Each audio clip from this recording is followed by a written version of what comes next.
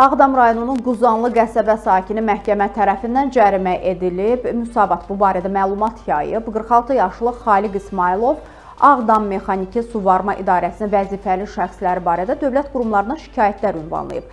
Xaliq İsmailov məktublarında idarənin avtonəqliyyat şöbəsinin rəisi Elşən Orucovu təhqir edib və ona donuz deyə müraciət edib. Bu şikayət məktubu aidiyyəti üzrə idarəyə də göndərilib və həmin məktub kollektiv qarşısında oxunub. Elşən Orucov şərəf və ləyaqətinin nalayiq formada qəsdən alçaldığını deyərək xüsusi ittiham qaydasında məhkəməyə müraciət edib və İsmailovun cəzalandırılmasını istəyib. Orucov bildirib ki, həmin məktub 400 nəfərlik kollektiv qarşısında oxunub və onun şərəfi alçaldılıb. Məlum olub ki, Xaliq İsmailov daha əvvəl adı çəkilən idarədə işləyirmiş, işdən çıxarılmasından narazı qalaraq dövlət idarələrinə əvvəlki rəhbərliyi haqda şikayət məktubları yazıb.